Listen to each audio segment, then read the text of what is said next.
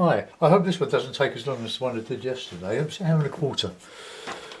Right, okay, I'm going to do a moorland, try to do a moorland scene in the Impressionist style. I like Impressionist painting. It gets you away from detail and straight edges and stuff like that. No, I'm not good at. But leaving the detail out and just suggesting and then creating an air of mystery about the painting seems to be, for me, the way to go. Right, I'm just going to put in, well, there's my palette. Look, there is mostly Wilkinson's acrylics. I've given the palette a good clean. This membrane's been on here for a couple of weeks now, so it's pretty good. It allows the water to soak through from the soaked kitchen towel, not that sort of stuff I've got underneath.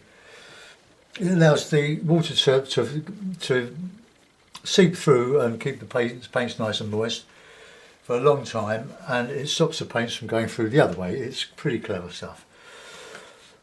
Right, let's put a bit of a background in just to show we're in. So we use a bit of cobalt and a bit of white and a bit of crimson. I want some crimson in there just to warm it up a little bit. So let's just quite a low horizon.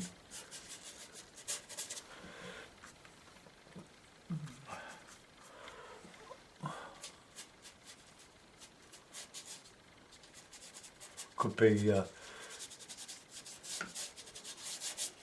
Cornwall, Dartmoor, and Bodmin Moor. Quite familiar with Bodmin, having driven through it so many times on our way to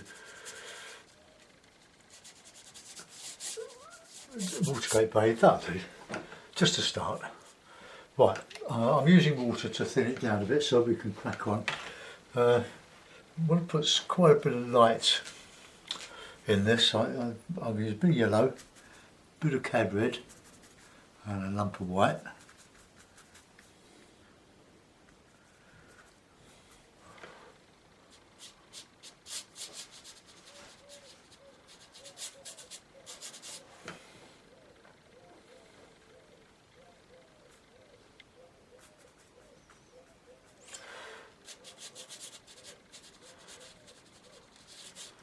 Just smooth that out a little bit, and then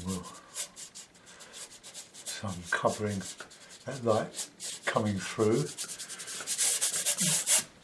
Okay, let's have a go with the sky, some sky.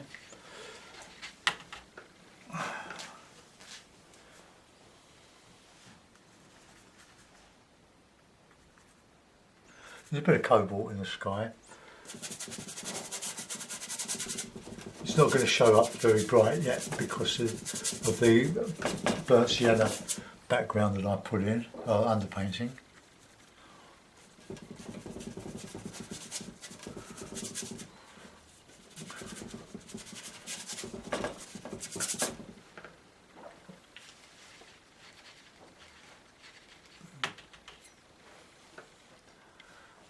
Now we're putting a bit of cloud going across, so just mix a bit of grey made from the cadmium red and the cobalt. A bit darker than that, I think.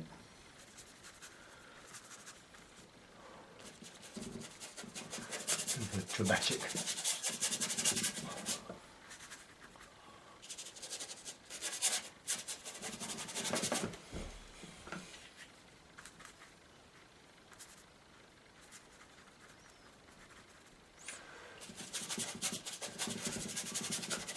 Sort of a brooding sky, similar to what I did yesterday.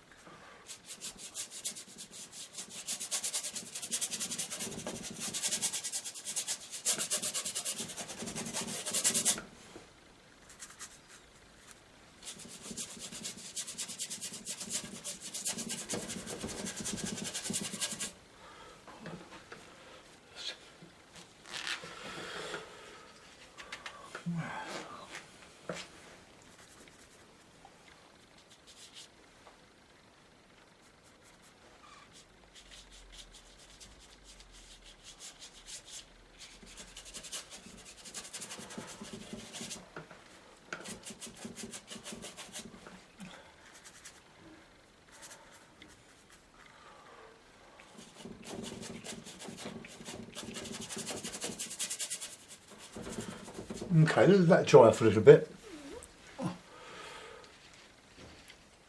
I'll repeat what I said yesterday, and I've said so many times before, don't try and start off with a finished painting. Like work up one bit to perfection.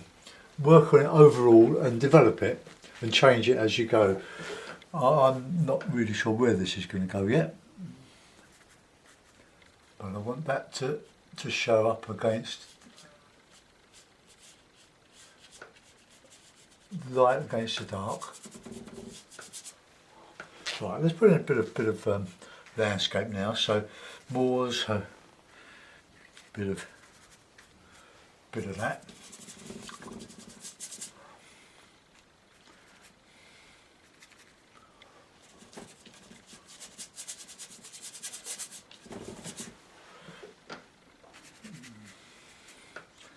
Viridian, bit of yellow.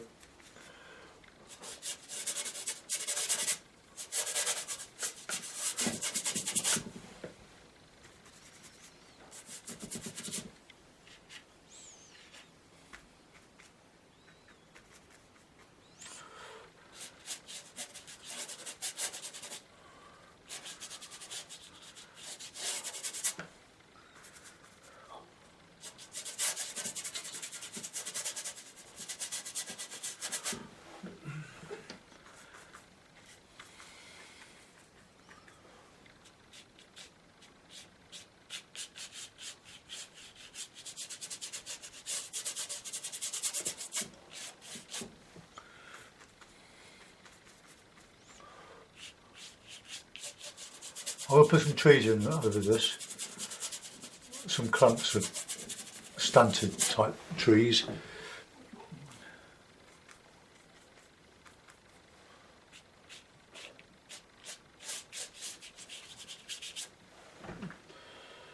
It's sort of going downhill a bit there.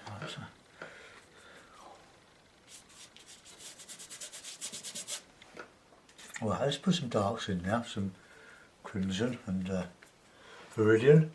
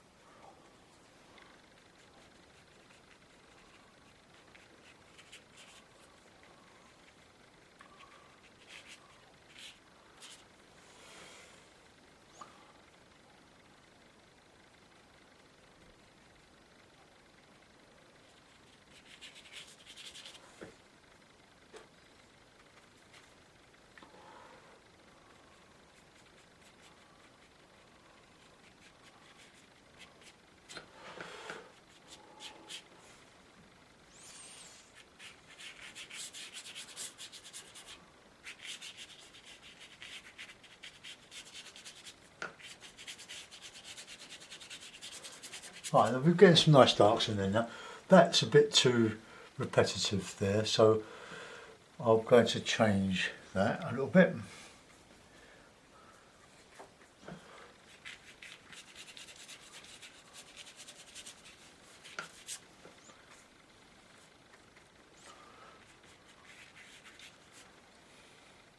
Bit of yellow and bit of orange there.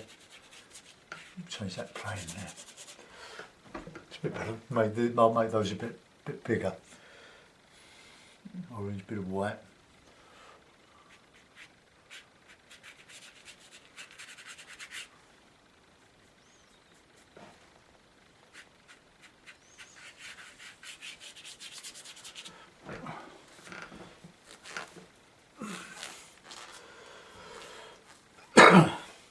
Right, now on moors we get heather and all sorts of bracken, rough stuff. Just all adds interest to the thing.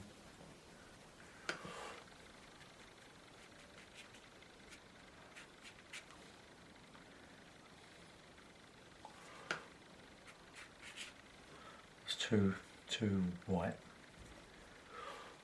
I want my lights to be colourful. Right, let's get back and do that tree, those trees in the foreground. Crimson's a very useful colour. It mixes with the Viridian beautifully. That's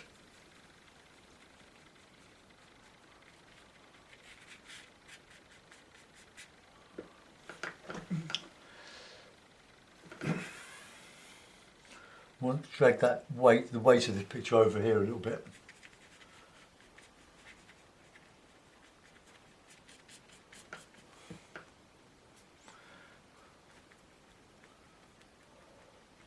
How dark you can get with the crimson and the Viridian.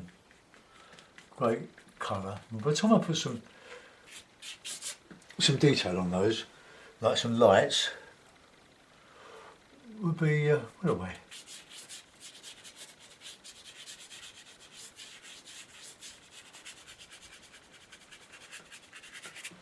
If you get a chance, have a look at Google Arthur Madison. He was master at this sort of stuff. He used outrageous colours, but they worked, so brilliant. I'll do a bit of sky now. I think that's fairly dry. Right, let's just put the brilliant blue back. Maybe could use a bit of cerulean. But I just want, oh that's nice and bright.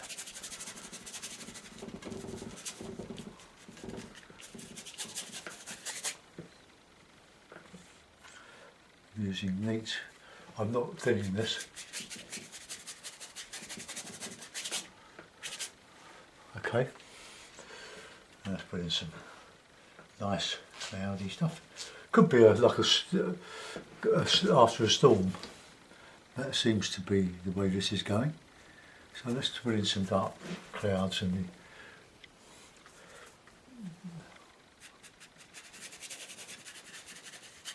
oh, got to be careful. The paint's got to be really dry before you start going over it. Like oil, it just go back to the underpainting. I'll give that a dry. So, mute.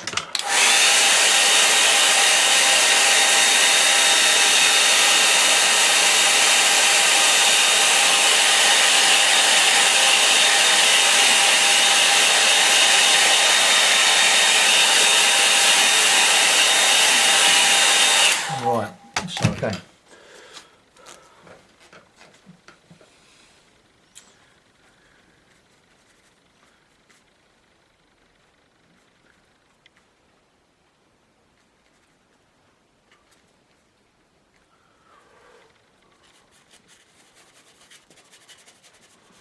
Just go over that a little bit.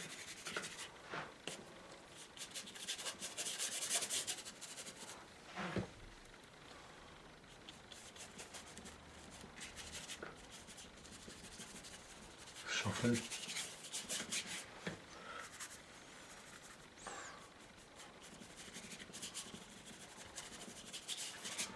Blend, merge.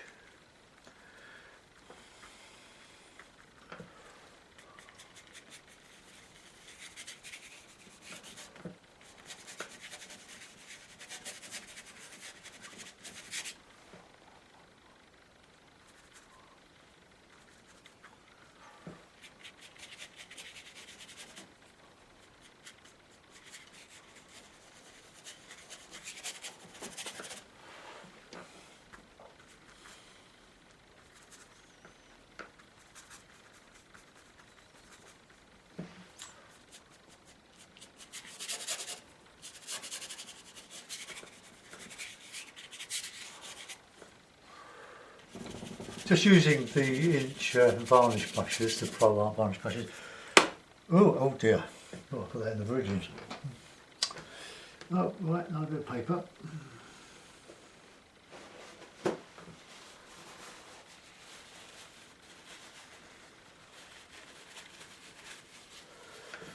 Okay, back we go. Get a bit more light in that. So.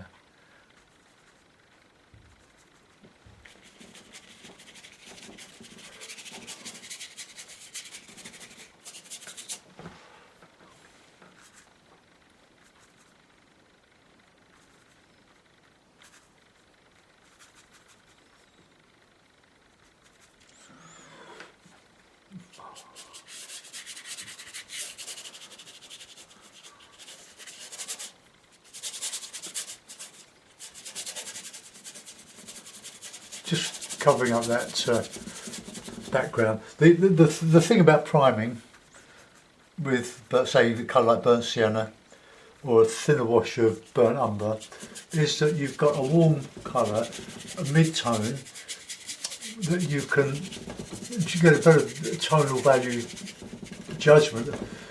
When you put something a colour on a white background, it immediately looks too dark by comparison. So you tend to make it a bit lighter than it would otherwise be. And so by using a mid-tone, you can go either way with your comparison tones. If that makes sense. Right, now let's get a nice bit of dark, bit of cobalt, bit of crimson.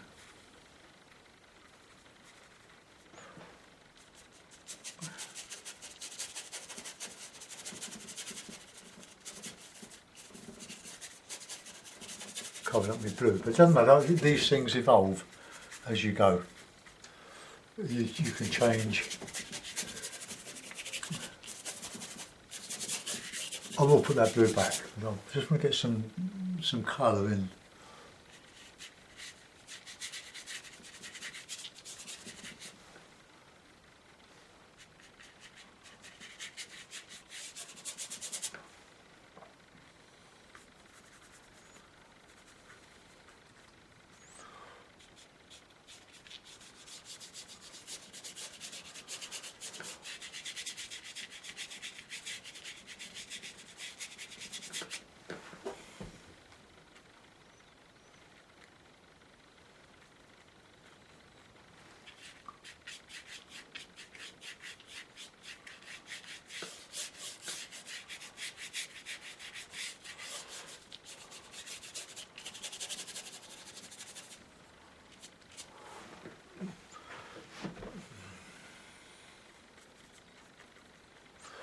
Now we'll just carry that across there.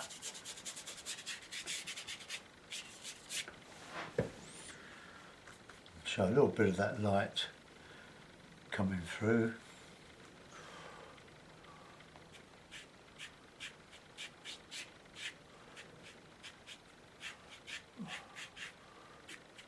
Very easy to overdo this.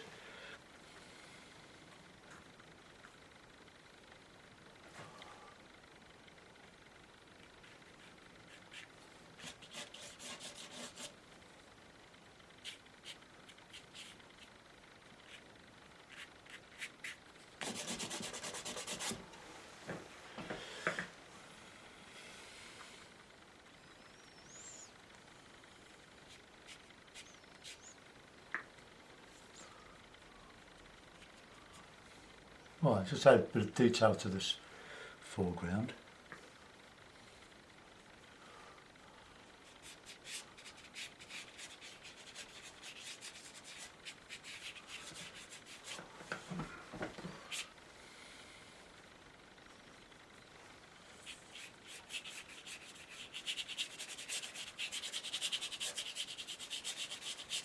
Now by just gently dragging over that underpainting, or the previous painting, we get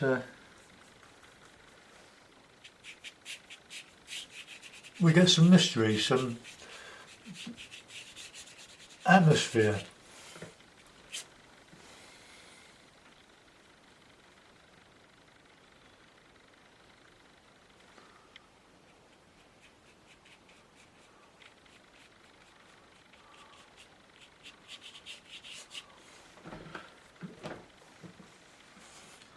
I thought I might do this in two goes because I can spend a lot of time doing this, just working till something happens.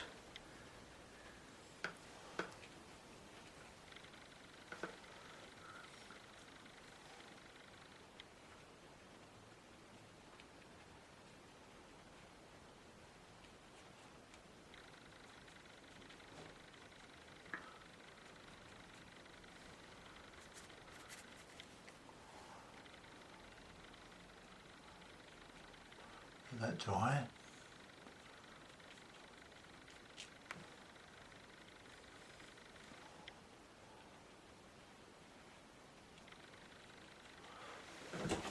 He's slowly building up a thickness underneath. But all just suggested at this stage. Now you can get lovely greens with Viridian.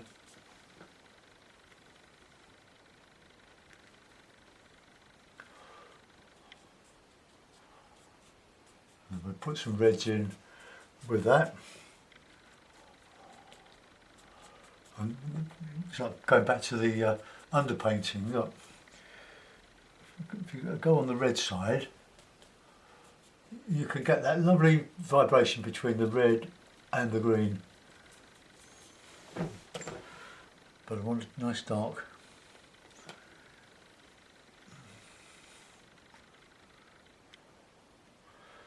Very tempting to use black in these sort of paintings, but better not, because it will just be totally, if it's not mixed with everything else, the tones would be all wrong. Right, let's a bit of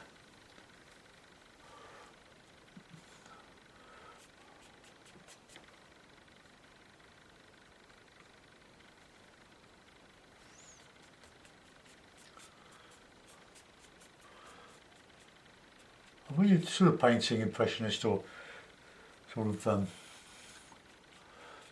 abstract, which this is really, it doesn't exist other than as a figment of my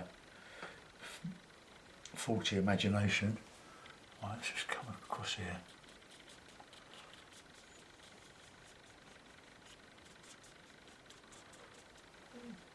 Well, I've been doing this about, what, 25 minutes, half an hour. I'll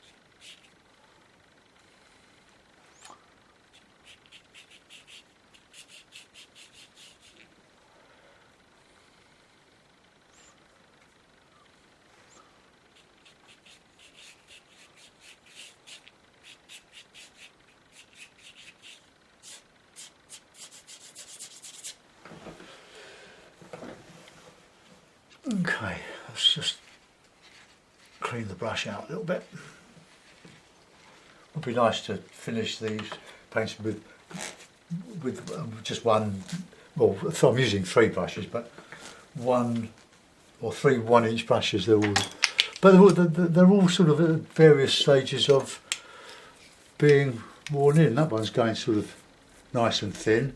That one's sort of spraying out, but and that one, the hairs on that one seem a bit longer, about 1/8 of an inch. Yeah. But I've been working with these for 4 months now, and they're still going good. Right, let's just put this.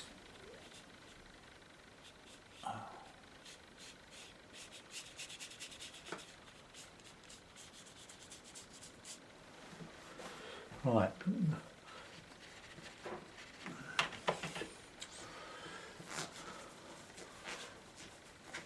I don't want that, it's a bit of a hard edge there, but let's see if I can just soften it a little bit. No. Right, let's get a nice bit of brilliant green.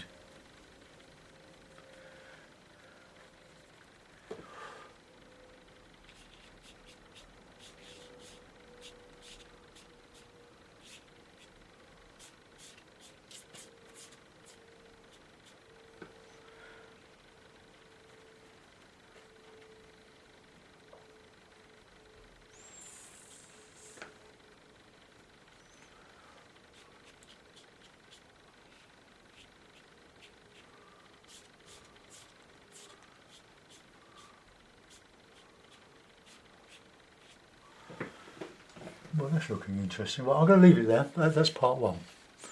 So I'll come back and do part 1 when I've had some lunch. Or something, no, it's a bit early for lunch, but just to give that a chance to dry off. Thanks for watching thus far. See you later. Bye bye.